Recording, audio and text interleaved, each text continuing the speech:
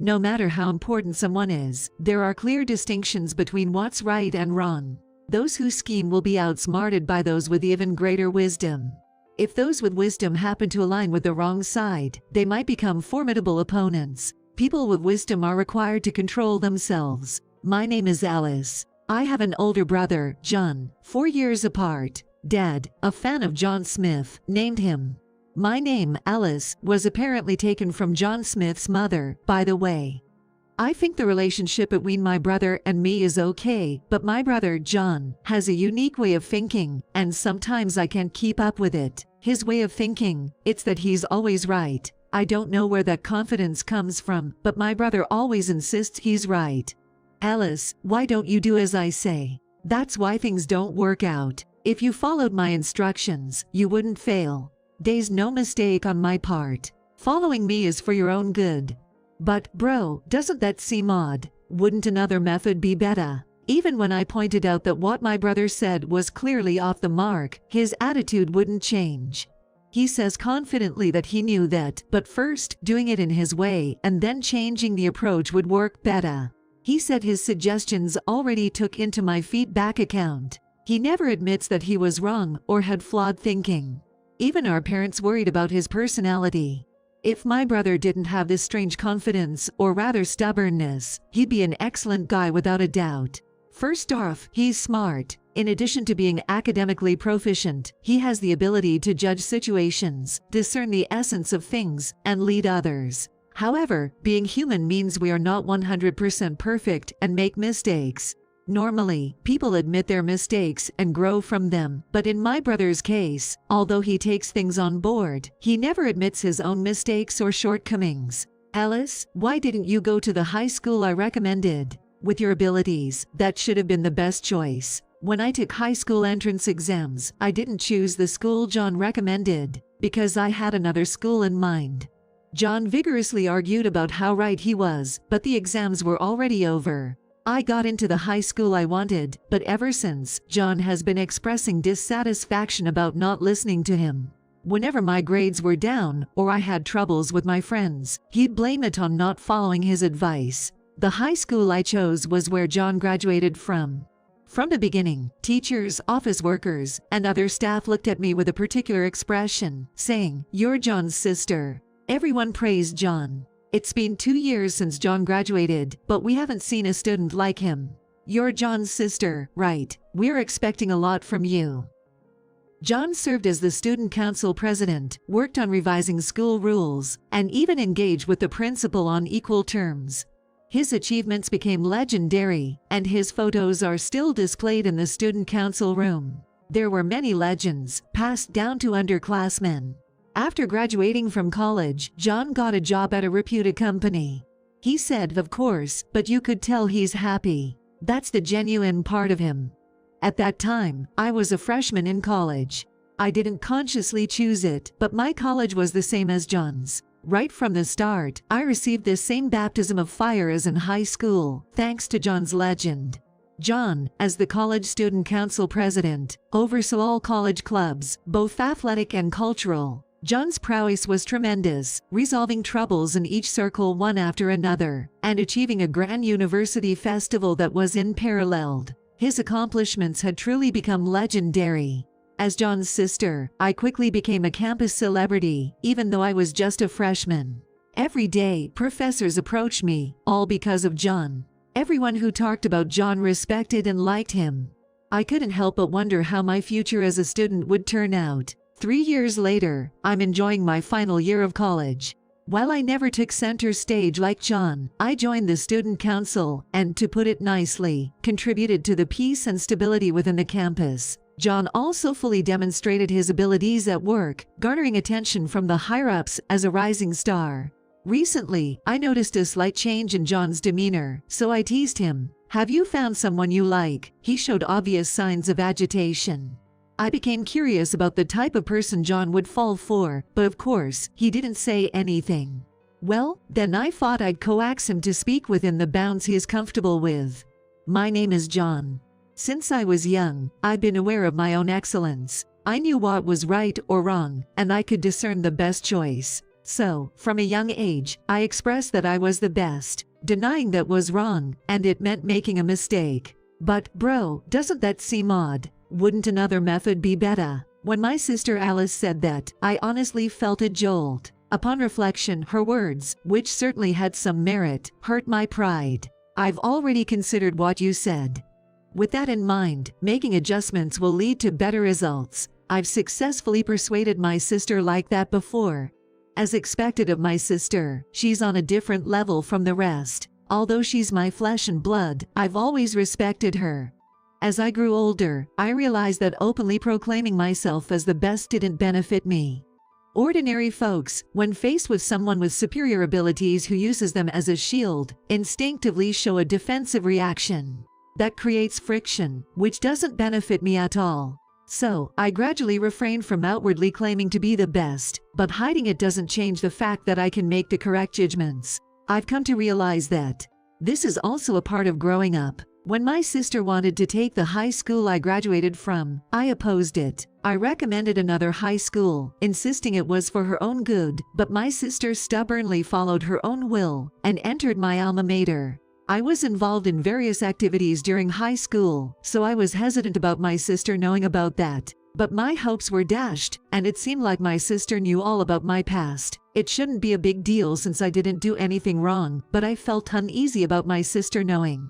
If there's anything that threatens my confidence in being the best, it would be my sister. I had already discovered my sister's hidden potential, and perhaps there would be an opportunity for that potential to surface. That thought was somewhat intriguing, and I found myself a bit puzzled about what I really wanted. My sister also entered the same college as me. Since she was already known by my high school, I didn't oppose her enrollment. Now my sister is active in the student council. Could it be that my sister's latent potential is beginning to blossom? I joined a top-tier company. Well, of course, my sister saw through my happiness with a knowing smile. 3 years into my job, I've been opening up new projects one after another and bringing huge profits to the company. My knowledge of sales and business-related matters has been absorbed like water, and the natural course of action in my work is derived from that knowledge. I just need to follow that voice, and the results will follow later.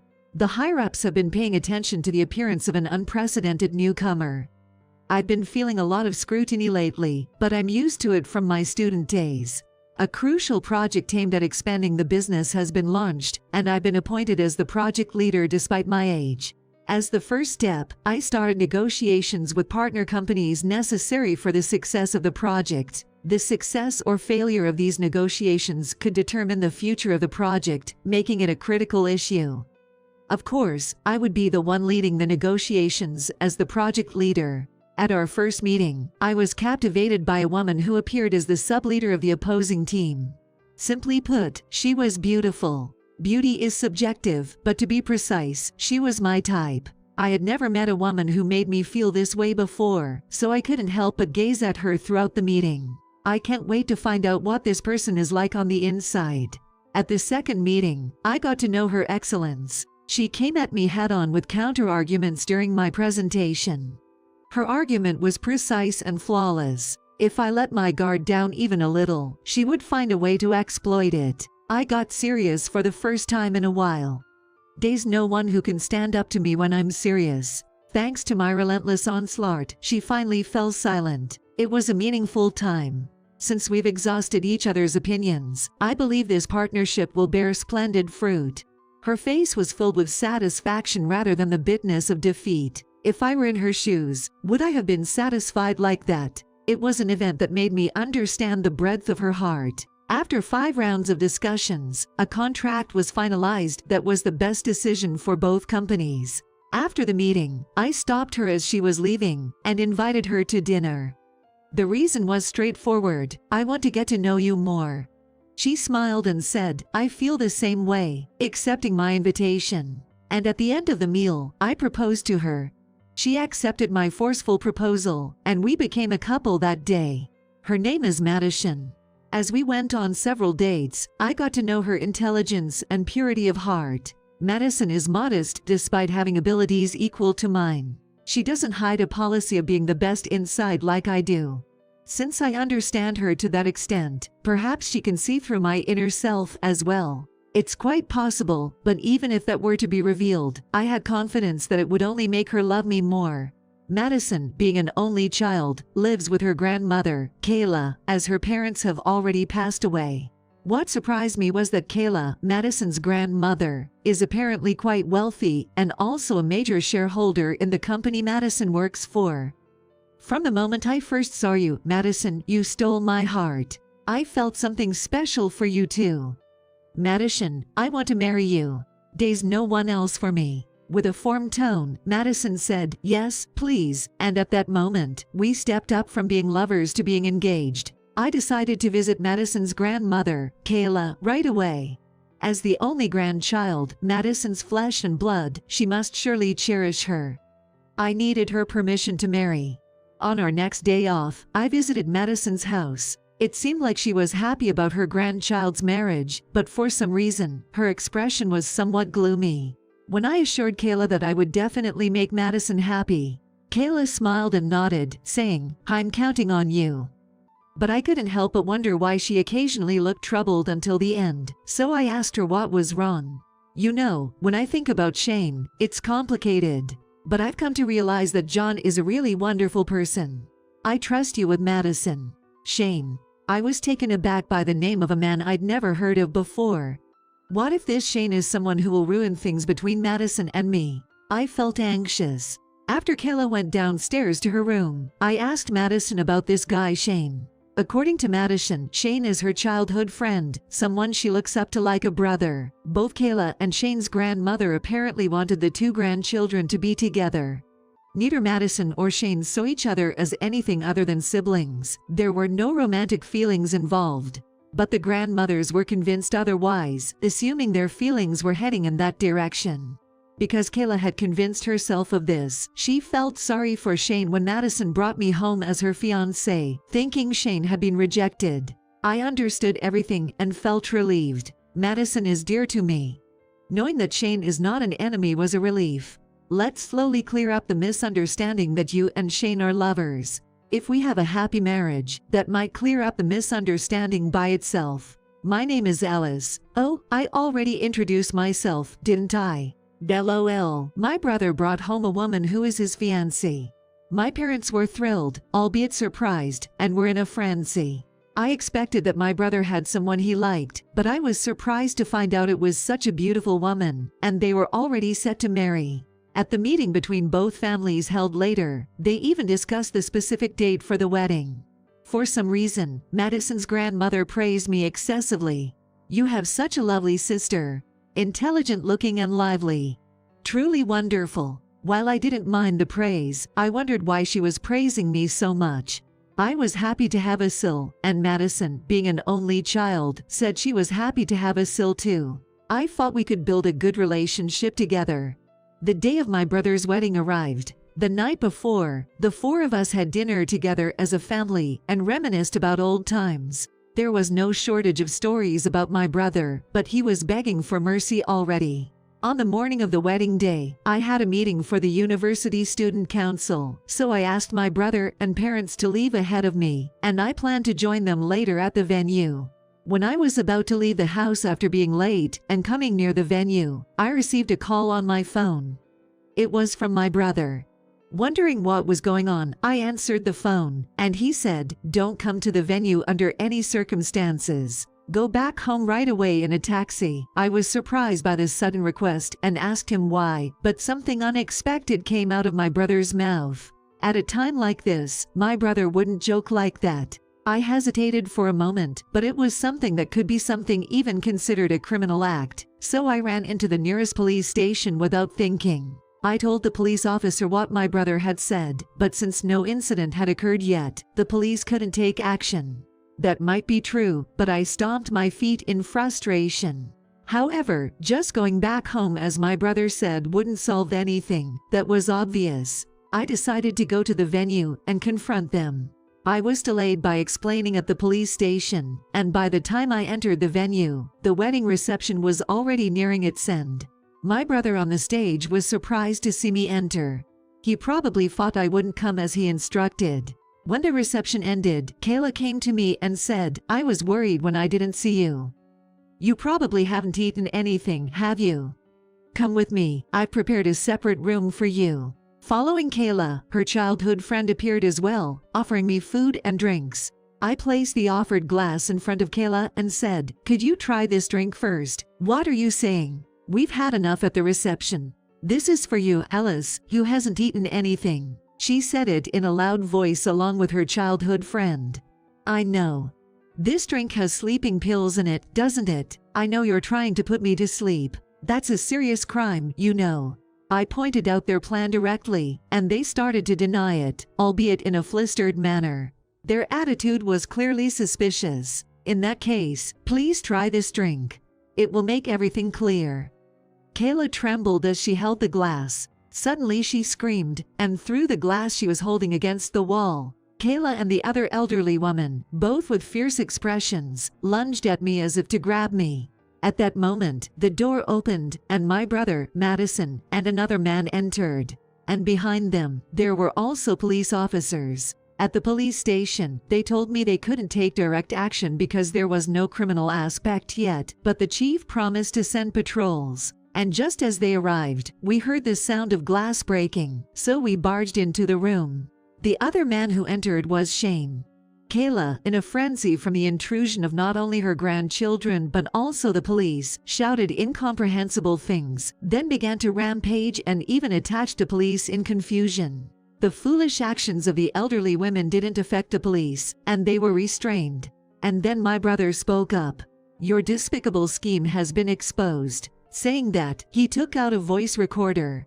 When he pressed the play button, it said, "I'm sorry for Shane. Madison was supposed to be with you. It's okay, but I feel sorry for Shane. But you know, I found someone to replace Madison. Alice, the groom's sister. She's wonderful. Shane will be satisfied with her. Is she really that great? I'm glad. But will that girl listen to us? That's why we'll drug her to sleep and create a fait accompli during that time. She's the sister of the man who took Madison away, so let her take responsibility." "Yay, that's a good idea." Then the laughter of the two women followed from the voice recorder. It's surprising that the voice recorder I brought to record the wedding turned out to be useful for something like this. "What are you thinking, Grandma? Why are you involving two, Grandma? Didn't we agree that you and Madison are like siblings? Doing something like this?" The two elderly women kneeled down in despair. The police first arrested Kayla for vandalism and obstructing official duties by breaking the glass, and then called in forensics to collect the alcohol from the carpet on the floor. The results of the analysis clearly showed the presence of sleeping pills, so Shane's grandmother was also asked to come voluntarily. The two were detained overnight at the police station but were released on bail the next morning, yet they were pressed firmly by the police, asking if they wanted to go to prison. After that, both of them shut themselves in at home and became like living corpses. My brother and Madison set up their new home together and distanced themselves from Kayla. I had a strange feeling about Kayla's strong feelings for Shane, and I thought something might happen. "You had a premonition. Can you really know something like that? Who do you think I am? The best man has the best insight." As I wondered if his belief in being the best hadn't changed, my brother continued speaking. "Even though I told you to go home, I knew you would come. Well, it was unexpected that the police would come along. Thanks to that, as planned, the two old ladies went down. Now Kayla is like a living corpse. This means the day when she becomes a real corpse is near." "What are you saying? Don't say such ominous things. But you know, all of Kayla's relatives are Madison alone. If something happens to Kayla, Madison will inherit a huge fortune. And Madison's husband is me. Isn't that amusing?" As he said that and laughed, I wondered if I could see a hint of devilry in my brother. After graduating from college, I got a job in the travel industry, which I was interested in. It's a rewarding job, and every day is enjoyable. In my personal life, I actually started dating Shane. After that incident, I was drawn to his sincerity and earnest apologies to me. I don't know what will happen to our relationship in the future, but for now, both private and in profession, I am fulfilled.